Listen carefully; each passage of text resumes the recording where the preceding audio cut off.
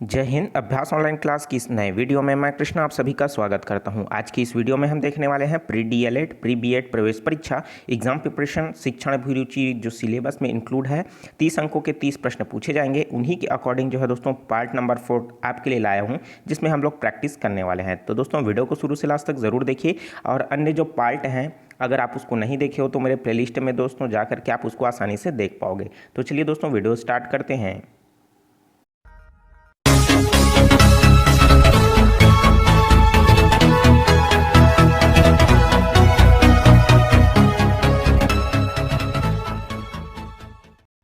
तो दोस्तों पिछले 3 वीडियो में हमने 20-20 करके 60 क्वेश्चन को कवर किया है। तो इस वीडियो में भी हम 20 क्वेश्चन को कवर करने वाले हैं। 61 से लेकर के 80 तक के क्वेश्चन को प्रिपरेशन करने वाले हैं। ठीक है, तो चलिए दोस्तों देखते हैं क्वेश्चन। विद्यालय में खेलों के आयोजन का मुख्य उद्देश्य क्या है? इसके बारे में मैंने आपको पूछा था, तो आपने बिल्कुल सही जवाब दिया था। बहुत सारे स्टूडेंट ने आपने जो है बिल्कुल सही जवाब दिया था। ऑप्शन दिया हुआ इसमें छात्रों को किसी कार्य में लगाना, शरीर को हष्टपुष्ट बनाना, प्रतियोगी खेलों के लिए तैयार करना, या बालक का सर्वांगीण विकास करने के लिए। तो इसके लिए ऑप्शन नंबर डी, बालकों के सर्वांगीण विकास के लिए खेलों का आयोजन विद्यालय में कराने का उद्देश्य होता है। ठीक है, तो ऑप्शन नंबर डी करेक्ट हो जाएगा। देखते हैं नेक्स्ट क्वेश्चन। परीक्षाओं में अनुचित जो साधन है उसका प्रयोग करना मूल कारण क्या हो सकता है? पहला है परीक्षा व्यवस्था का दोषपूर्ण होना, दूसरा नैतिक मूल्यों द्वारा, या फिर तीसरा उपरोक्त अ और ब दोनों, या उपरोक्त में से कोई नहीं। तो दोस्तों परीक्षा हो रहा है, उसमें अनुचित साधनों का प्रयोग करना किया जा रहा है, तो उस समय रीज़न क्या हो सकता है दोस्तों? जो है परीक्षा का जो व्यवस्था है वो दोषपूर्ण है, या फिर नैतिक मूल्यों के द्वारा भी उसमें हस्तक्षेप किया जा रहा है। तो इसलिए क्या हो जाएगा? ऑप्शन नंबर सा जो अ है और बा दोनों क्या हो जाएगा? सही हो जाएगा। जो स्टूडेंट नए हैं बिल्कुल चैनल को सब्सक्राइब कर दीजिए और वीडियो को ज़रूर लाइक कर दीजिए, क्योंकि आपके लाइक से ही हमें मोटिवेशन मिलता है अच्छे वीडियो आपके लिए प्रोवाइड करने के लिए। चलिए देखते हैं नेक्स्ट क्वेश्चन। अनुशासन भंग करने वाले छात्र के साथ क्या करेंगे? दोस्तों जब भी आप टीचर बनेंगे या टीचर की तरह आप सोचिए कि जो अब भी आप अनुशासन में रहने वाला बच्चा जब आपके अनुशासन को भंग कर देता है तो आप क्या करोगे? आप उसको कठोर दंड देना चाहिए, उसे सुधार का मौका दिया जाना चाहिए, उसे अपमानित किया जाना चाहिए, या फिर उसके अभिभावक को बताना चाहिए। तो इसके लिए दोस्तों राइट आंसर क्या हो जाएगा? उसे सुधारने का मौका दिया जाना चाहिए, क्योंकि आप अच्छे जो हैं शिक्षक हैं उसी के तरीके से सोचिए। ठीक है, नहीं तो स्टार्टिंग में कस के आप उसको ठोक दिया, बाद में उसे सुधारने का मौका दिया, ऐसा नहीं है। ठीक है, उसे क्या करना है? सुधारने का मौका देना है। देखते हैं नेक्स्ट क्वेश्चन, इंपॉर्टेंट है, बहुत बार पूछा जा चुका है। ठीक है, ऑपरेशन ब्लैक बोर्ड नामक कार्यक्रम किस कक्षा के लिए बनाई गई है? तो प्राथमिक कक्षाओं के लिए बनाई गई है, माध्यमिक कक्षा के लिए बनाई गई है, या उच्च कक्षाओं के लिए बनाई गई है, या फिर सभी कक्षाओं के लिए बनाई गई है? ठीक है, तो इसके लिए दोस्तों राइट आंसर क्या हो जाएगा? ये बनाया गया है प्राथमिक कक्षाओं के लिए। ठीक है, तो option number A is the correct answer. Simple सा क्वेश्चन है, लेकिन बच्चे इसमें कन्फ्यूज हो जाते हैं। ऑपरेशन ब्लैक बोर्ड है, सभी कक्षाओं में क्या कर देते हैं? उसमें टिक लगा देते हैं। ठीक है, तो दोस्तों इसको ध्यान रखिए आप। तो देखिए यहाँ पास क्या हो जाएगा? ऑपरेशन ब्लैक बोर्ड किसके लिए बनाया गया है? प्राथमिक कक्षाओं के लिए बनाया गया है। तो अ ऑप्शन क्या हो जाएगा? सही हो जाएगा। देखिए प्राथमिक कक्षाओं में कौन से बच्चे आते हैं? पहली से लेकर के 5वीं तक के स्टूडेंट आते हैं। माध्यमिक में कौन आते हैं दोस्तों? 6वीं से लेकर के 8वीं तक के आते हैं। और उच्च कक्षाओं में कौन आते हैं दोस्तों?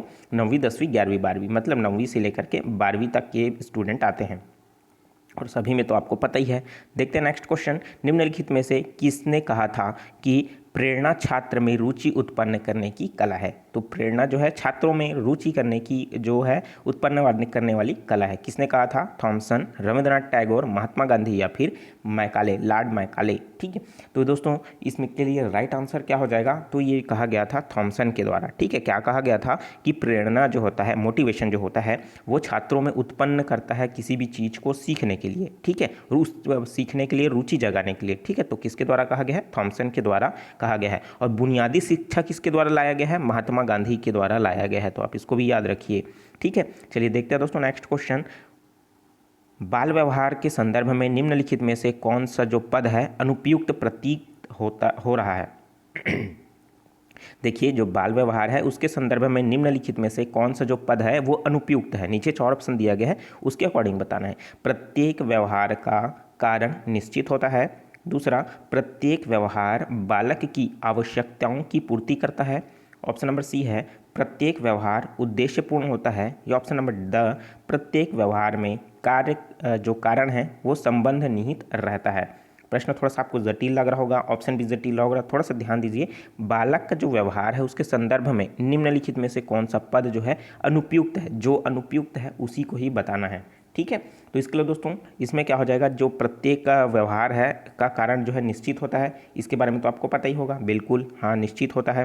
प्रत्येक व्यवहार जो है बालक की आवश्यकता की पूर्ति करता है, जितना उसका व्यवहार है उसी के अकॉर्डिंग उसकी आवश्यकता की पूर्ति करता है। जैसे वो किसी चीज़ की डिमांड कर रहा है तो उसके पेरेंट्स जो है, उसके माता पिता है, उसको पूरी करने की कोशिश करेंगे, कहीं ना कहीं वो क्या है उसकी आवश्यकता की पूर्ति के लिए है। प्रत्येक व्यवहार जो है उद्देश्यपूर्ण होता है, मतलब वो गुस्सा किस लिए है, क्योंकि उसके पास रीज़न है। ठीक है, और उद्देश्य क्यों गुस्सा है, क्योंकि उसको मनाने के लिए कोई आने वाला है। ठीक है, या उसके मनाने के लिए उसके मम्मी या फिर पापा जी ये आने वाला है, तो ये क्या हो जाएगा, उद्देश्यपूर्ण होता है। कहीं ना कहीं हठ ही बाल हठ होता है, कहीं ना कहीं उसको कुछ चाहिए, इसलिए क्या है वो उसका व्यवहार में वो परिवर्तन है, बाल हठ। प्रत्येक व्यवहार के लिए कार्य कारण संबंध निहित होता है, तो ये ज़रूरी नहीं है, तो इसलिए क्या हो जाएगा अनुपयुक्त जो है दोस्तों द राइट आंसर हो जाएगा। ठीक है, क्योंकि उसका जो कार्य है और कारण जो है संबंध है एक दूसरे से निहित हो ऐसा जरूरी नहीं है। ठीक है, देखते हैं नेक्स्ट क्वेश्चन। आवश्यकता तथा उसके चालकों पर पारस्परिक संबंध प्रकट किया जाता है। क्वेश्चन समझिए, आवश्यकता तथा उसके चालकों पर पारस्परिक संबंध प्रकट किया जाता है। ऑप्शन दिया हुआ है, चालक व्यक्ति के मनोशारीरिक तनाव से उत्पन्न होता है। दूसरा, चालक जो है आवश्यकता के जन्मदाता हैं। स है, चालक लक्ष्य तक पहुंचने के साधन हैं। या ऑप्शन नंबर डी, चालक आवश्यकता से पूर्व जन्म लेता है। तो इसमें क्या हो जाएगा दोस्तों, ऑप्शन नंबर ए, जो चालक है व्यक्ति के मनोशारीरिक तनाव से उत्पन्न होता है, जिसकी वजह से एक दूसरे के आवश्यकता के अनुसार उसमें संबंध प्रकट कर देता है।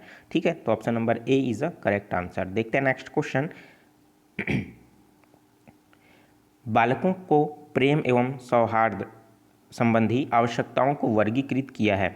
तो बालकों में क्या होता है, प्रेम सौहार्द, इन दोनों के बीच जो संबंध होते हैं उनकी आवश्यकता का वर्गीकरण किया गया है। किससे किया गया है, संवेदनात्मक सुरक्षा के अंतर्गत, लोकप्रियता प्राप्त करने के अंतर्गत, व्यक्तिगत आदत निर्माण के अंतर्गत, या फिर सामान्य आदर्शों के प्रति। तो थोड़ा सा इसमें समझना पड़ेगा, प्रेम एवं सौहार्द। ठीक है, इन दोनों के बीच जो है कोरिलेटेड किससे रिलेटेड है। ठीक है, तो इसके लिए क्या हो जाएगा दोस्तों, जो संवेदनात्मक है, क्योंकि जो प्रेम है वो किसके अंतर्गत आता है, संवेदनात्मक के अंतर्गत आता है, तो इसलिए क्या हो जाएगा, पहला ऑप्शन जो है सही आंसर हो जाएगा, संवेदनात्मक एवं सुरक्षा के अंतर्गत आएगा। ठीक है, तो वीडियो को दोस्तों जरूर लाइक कर दीजिए। चलिए देखते हैं नेक्स्ट क्वेश्चन। बालक के सामान्य एवं विशिष्ट व्यवहार के संबंध हैं, जैसे दोस्तों अगर आपको स्लो लग रहा है तो सेटिंग में जाकर के आप जो है स्पीड बढ़ा सकते हैं, अगर वीडियो फास्ट लग रहा है तो स्लो भी कर सकते हैं। ठीक है, अगर क्लियरिटी में अगर आपको दोस्तों कम नज़र आ रहा होगा तो रेजोल्यूशन को आप भी आप बढ़ा सकते हैं थोड़ा सा, उससे क्या हो जाएगा आपको क्लियर दिखेगा। ठीक है, चलिए देखते हैं नेक्स्ट क्वेश्चन जो है, बालक के सामान्य एवं विशिष्ट व्यवहार में संबंध है, जैसे किस तरीके का दोस्तों, सामान्य भी संबंध है और विशिष्ट जो व्यवहार है उसमें एक दूसरे में संबंध किससे है, आवश्यकता एवं प्रलोभन से, आवश्यकता एवं लक्ष्य का, आवश्यकता एवं प्रेरक का, या फिर आवश्यकता एवं प्रवंचना का। ठीक है, तो इसके लिए दोस्तों राइट आंसर क्या हो जाएगा, आवश्यकता एवं प्रलोभन। तो option number A is the correct answer, क्योंकि जो बच्चा सामान्य है और विशिष्ट है, सामान्य से विशिष्ट की ओर कब जाएगा, जब उसको ज़रूरत भी है और क्या होगा उसमें थोड़ा सा लालच या फिर प्रलोभन आएगा तो आप। ठीक है, तो इस तरीके से option number A is a correct answer. देखते हैं नेक्स्ट क्वेश्चन। निम्नलिखित में से सत्य कथन कौन सा है हमको बताना है। नीचे 4 ऑप्शन दिया गया है, तो दोस्तों मेरे साथ साथ भी आप भी लगता है कि कौन सा राइट आंसर होगा तो आप मुझे कमेंट करके जरूर बताते जाइए। ठीक है, देखते हैं पहला है कि तीव्र प्रेरक की तीव्र व्यवहार को जन्म देता है, मतलब तीव्र प्रेरक ही तीव्र व्यवहार को जन्म देता है। ऑप्शन नंबर बी, बालक पूर्व अधिगमित आदत को बार बार करता है। ऑप्शन नंबर सा, बालक का व्यवहार उत्पन्न करने होने के अनेक कारण हो सकते हैं, या फिर बालक का व्यवहार परिस्थितिजन्य होता है।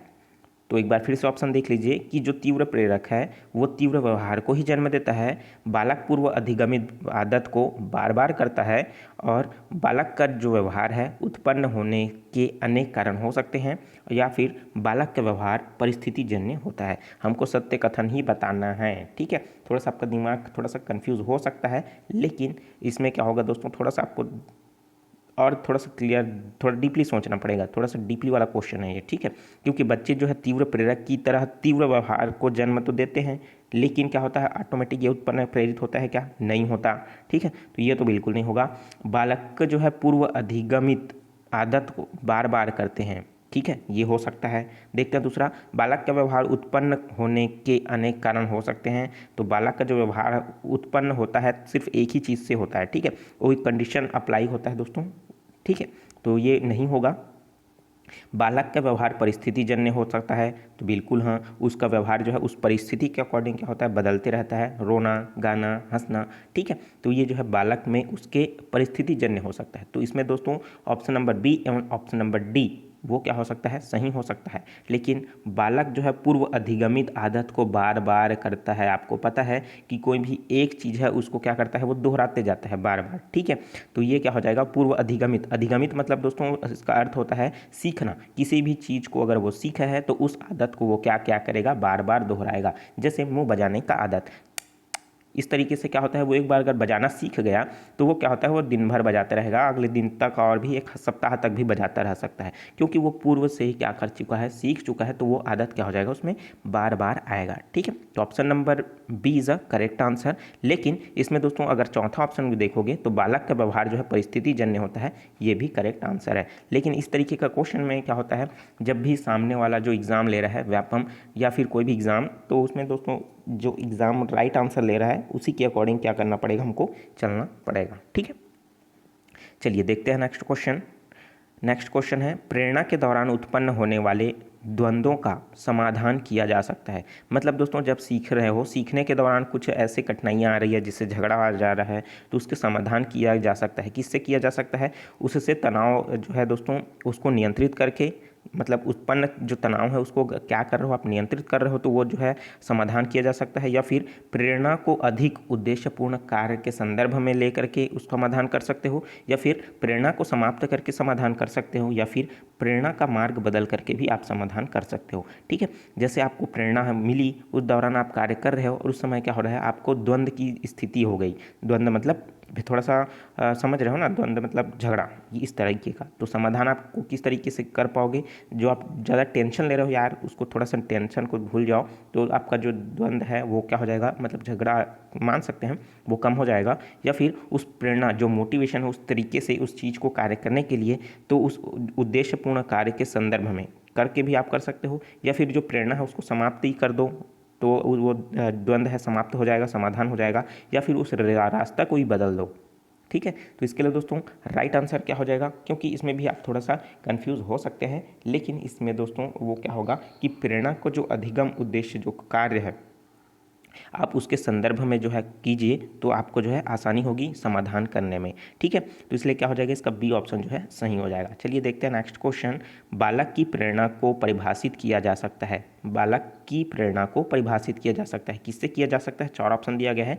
प्रेरणा जो है बालक के व्यवहार को प्रभावित करने वाला बाह्य उद्दीपक है, बाह्य उद्दीपन है। या दूसरा, प्रेरणा बालक की आंतरिक शक्तियों का मनोवैज्ञानिक प्रदर्शन है। या तीसरा, प्रेरणा जो है बालक की क्षैतिज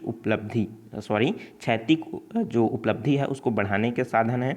या चौथा, प्रेरणा बालक के अधिगम को उत्पन्न करने के उपाय है, ठीक है। तो यहाँ पास दोस्तों प्रेरणा कोई लड़की नहीं है, ये मोटिवेशन है, ठीक है। इंग्लिश में क्या कहा जाता है इसमें, मोटिवेशन, ठीक है। बालक जो प्रेरणा है दोस्तों उसको मेन जो है परिभाषित करना है, तो वो किस तरीके से होगा, तो वो होगा दोस्तों, प्रेरणा जो है बालक की आंतरिक शक्तियों और मनोवैज्ञानिक प्रदर्शन है, ठीक है। तो इसी तरीके से इसको क्या किया जा सकता है, परिभाषित किया जा सकता है। तो option number B is a correct answer. चलिए देखते हैं नेक्स्ट क्वेश्चन। आत्मसंप्रत्यय का अर्थ क्या होता है, ये क्वेश्चन पूछा जा चुका है दोस्तों। आत्मसंप्रत्यय क्या होता है, ऑप्शन देख लेते हैं। व्यक्ति का अपने वातावरण के प्रति दृष्टिकोण जो होता है उसे आत्मप्रत्यय कहते हैं। या फिर व्यक्ति का स्वयं के बारे में जो दृष्टिकोण होता है उसे आत्मप्रत्यय कहते हैं। या फिर व्यक्ति का व्यक्तिगत अनुभव जो होता है उसे जो संप्रत्यय कहते हैं। या फिर व्यक्ति का मानसिक संतुलन जो होता है उसे जो आत्मसंप्रत्यय कहा जाता है। तो इसके लिए राइट आंसर क्या हो जाएगा, व्यक्ति का स्वयं के बारे में जो दृष्टिकोण होता है, ठीक है। ऑप्शन नंबर बी, मतलब स्वयं के बारे में क्या वो सोचता है उसे ही क्या कहा जाता है, आत्मसंप्रत्यय कहा जाता है। मतलब आत्म मतलब समझ रहे हो ना दोस्तों, खुद की बात कही जा रही है। तो आप दोस्तों जिसमें स्वयं के बारे में दृष्टिकोण हो वो क्या कहलाता है, आत्म संप्रत्यय कहलाता है। चलिए देखते हैं नेक्स्ट क्वेश्चन। जीवन के प्रारंभिक काल में निम्नलिखित में से कौन सा जो कारक है वो छात्र के समायोजन एवं सुरक्षा को प्रभावित करता है। तो जीवन के जो काल के बारे में बताया जा रहा है, कौन सा काल, प्रारंभिक काल, उसमें कौन सा जो है कारण है जो छात्र के कारक एवं उसके समायोजन के साथ साथ उसकी सुरक्षा को भी प्रभावित करता है। क्या है वो दोस्तों? बालक के घर का मनोवैज्ञानिक वातावरण, बालक के माता पिता का लालन पालन, या फिर बालकों के घर की संस्कृति, या फिर बालकों के माता पिता के अनुभव के अनुकरण की भावना। ठीक है, तो पहले तो उसको सुरक्षा को भी प्रभावित करेगा और उसके समायोजन को भी प्रभावित करेगा। तो कौन है जो दोस्तों जो प्रभावित करेगा कि वो है दोस्तों बालक का घर एवं मनोवैज्ञानिक वातावरण। ठीक है, तो option number A is the correct answer. ठीक है, तो दोस्तों आप मुझे कमेंट करके भी बताते जाइए कि इसमें से आपके लिए कौन सा जो है दोस्तों, कितने क्वेश्चन जो है आपके सही हो रहे हैं और कितने गलत हो रहे हैं। और थोड़ा सा अगर डाउटफुल है, अगर आपको लगता है कि इसका आंसर ये होगा, तो कमेंट करके मुझे ज़रूर बताइएगा। ठीक है, देखते हैं नेक्स्ट क्वेश्चन। चिंता एवं तनावग्रस्त बालकों तथा चिंता मुक्त तनाव रहित बालकों के निष्पादनों में अंतर क्या होता है? देखिए, तो पहला तो आप जो है चिंता एवं तनावग्रस्त बालक एक हुआ, और दूसरा जो है दोस्तों चिंता मुक्त एवं तनाव रहित बालक। ठीक है, तो जिसके पास चिंता नहीं है, तनाव नहीं है, वो वाला बालक, और दूसरे वो बालक जिसको बहुत ज़्यादा चिंता है और बहुत ज़्यादा तनाव है। तो इन दोनों में अंतर आपको बताना है। तो किसके संदर्भ में अंतर आप बता सकते हैं? सृजनात्मकता क्रियाओं के संदर्भ में, विभिन्न तथ्यों एवं स्मृति करने के संदर्भ में, तर्क एवं समस्या समाधान के संदर्भ में, या फिर कौशलों के संदर्भ में। तो इसके लिए दोस्तों राइट आंसर क्या हो जाएगा? राइट आंसर हो जाएगा सृजनात्मक क्रियाओं के संदर्भ में। तो option number A is a correct answer.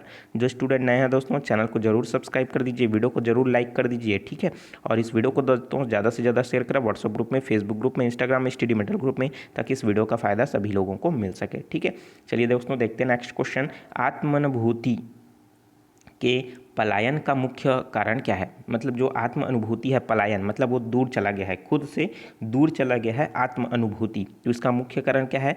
स्व की भावना का अभाव, मतलब खुद के अंदर जो भावना होनी चाहिए वो आपको नहीं है, तो वो क्या हो गया? वो हट गया है, तो वो क्या हो जाएगा? स्व की भावना का अभाव। उसी तरीके से यथार्थता का अभाव, मतलब जो प्रत्यक्ष है उस चीज़ को क्या कर रहा है, समझ ही नहीं पा रहा है, तो यथार्थता का अभाव। उसी तरीके से सामाजिकता का अभाव, मतलब वो समाज में ही नहीं है। ठीक है, उसी तरीके से पूर्व अनुभवों का अभाव। ठीक है, मतलब जो पूर्व अनुभव है वो उसको भूल चुका है वो। ठीक है, तो जो आत्म अनुभूति है उसके पलायन का मुख्य कारण क्या हो सकता है? ठीक है, तो दोस्तों इसके लिए जो राइट आंसर हो जाएगा वो क्या हो जाएगा? स्व की भावना का जो है अभाव है, जिस वजह से वो आत्म अनुभूति नहीं कर पा रहा है। ठीक है, तो इसलिए क्या हो जाएगा? पहला option is the correct answer. देखते हैं नेक्स्ट क्वेश्चन। यदि छात्र में सीखने की उत्सुकता उपस्थित है तो यह सिद्ध होता है कि, ठीक है, जो छात्र है उसमें सीखने की जो उत्सुकता है वो क्या है? बहुत है, तो हमको उस चीज़ से क्या सिद्ध होती है उसको बताना है। सीखने के लिए प्रेरणा रखता है, अचेतन प्रेरणाएं रखता है। तीसरा है प्रेरणा रहित होता है। रहित मतलब प्रेरणा नहीं है। ठीक है, प्रेरणा रहित मतलब प्रेरणा है ऐसा नहीं, प्रेरणा रहित मतलब क्या हो रहा है दोस्तों? प्रेरणा उसमें नहीं है। ठीक है, देखते हैं नेक्स्ट पॉइंट जो इसमें कहा है ऑप्शन में, सीखने के लिए मूल प्रवृत्ति की से प्रभावित होता है। तो दोस्तों छात्र में सीखने की जो उत्सुकता स्थित होती है उसका मेन जो सिद्ध क्या चीज़ होता है उसके दोस्तों, वो होता है सीखने की प्रेरणा का रखना। ठीक है, तो ये जो क्या हो जाएगा? पहला ऑप्शन इसके लिए क्या हो जाएगा? करेक्ट हो जाएगा। चलिए देखते हैं नेक्स्ट क्वेश्चन। विद्यालय में छात्रों की प्रेरणा शक्ति निर्भर करती है। तो छात्रों की जो प्रेरणा शक्ति किस पर निर्भर करती है दोस्तों? वो छात्रों के प्रेरणा की संतुष्टि पर, छात्रों की आवश्यकता पर, निहित पुरस्कारों के आकर्षण पर, या फिर छात्रों की महत्वाकांक्षा पर। तो राइट आंसर इसके लिए क्या हो जाएगा? तो छात्रों की प्रेरणा की संतुष्टि पर ही उसमें प्रेरणा शक्ति निर्भर करती है। तो option number A is the correct answer. ठीक है, चलिए दोस्तों देखते हैं नेक्स्ट क्वेश्चन। यदि आप किसी बालक को पढ़ने हेतु प्रेरित करना चाहते हैं तो आप क्या करेंगे? तो आप किसी बच्चे को पढ़ने के लिए प्रेरित कर रहे हैं तो आप क्या करोगे? बालक के प्रेरकों का जो मार्गांतरण करना, उसी तरीके से बालक की असफलता का भय दिखाना, या फिर बालकों की आत्मसम्मान की रक्षा करना, या फिर बालकों को सकारात्मक प्रलोभन देना। आप बच्चे को पढ़ाने के लिए प्रेरित करना चाहते हैं तो आप क्या करेंगे, आप अच्छे टीचर के रूप में सोचिए तो आपको ज़रूर पता चल जाएगा। ठीक है, तो इसमें सिंपल सा क्वेश्चन है। तो दोस्तों आप जो है बालकों को सकारात्मक प्रलोभन दे करके आप उसको अच्छे प्रेरित कर पाएंगे। ठीक है, क्योंकि आप जितना भी बताओगे सब क्या रहेगा, पॉजिटिव रहेगा। ठीक है, तो उसमें क्या है, जैसे भय दिखाना सफलता का, ये बिल्कुल नहीं करोगे आप। प्रेरकों का जो है दोस्तों वो मार्गांतरितकरण आप करोगे तो ये भी मत करना। ठीक है, आत्मसम्मान की रक्षा करना बिल्कुल भी मत करना। ठीक है, तो आप क्या करोगे, उसको सकारात्मक प्रलोभन दीजिए, वो खुद ब खुद क्या हो जाएगा, मोटिवेट होगा और वो पढ़ेगा। देखते हैं दोस्तों इस वीडियो का अंतिम क्वेश्चन। बालकों की आयु में वृद्धि के साथ साथ उसकी रुचि संबंधी प्रवृत्तियाँ क्या होती है, बदलती रहती है, आपको तो पता है। लेकिन प्रश्न ये पूछ रहा है कि बालकों की जो आयु है सॉरी है ना, उसमें क्या होता है, वृद्धि जब बढ़ते जाता है तो उसके साथ साथ उसकी रुचियों में भी परिवर्तन होते जाता है। तो ऑप्शन के अकॉर्डिंग हमको बताना है कि जो है विविध रूप में विकसित होता है, जैसे जैसे बढ़ता है उस अनुसार जो है उसमें रुचियों में भी रूप में बढ़ता है। दूसरा बोल रहा है कि निश्चित रूप में विकास होता है, मतलब एक निश्चित क्रम में विकास होता है। दूसरा क्या है दोस्तों, गुणात्मक रूप में विकास होता है। और चौथा बोल रहा है उपरोक्त सभी। अगर आपने दोस्तों बाल विकास पढ़ा होगा तो इसके बारे में तो आपको ज़रूर पता होगा। ठीक है, सिंपल सा क्वेश्चन है। और ये दोस्तों जो है पूरी तरीके से एक क्या होता है, ये बालकों की जो आयु है उसमें क्या होता है, जब वृद्धि होता है तो उसमें रुचि में भी क्या होता है, हल्का सा परिवर्तन आपको देखने को मिलेगा। लेकिन जो परिवर्तन है दोस्तों वो क्या होगा, एक निश्चित क्रम में ही तो होगा, है ना। लगातार जो है कोई पहले क्या हो रहा है उसमें जैसे शारीरिक परिवर्तन तो होगा ही होगा, लेकिन उसकी वृद्धि आयु के साथ वृद्धि जो दर है उसमें रुचि भी क्या हो जाएगा, क्रमवार ही बढ़ेगा, निश्चित क्रम में ही बढ़ेगा। भले टाइम ड्यूरेशन भले कम हो या फिर किसी का ज़्यादा हो, लेकिन क्रम जो है निश्चित रहेगा।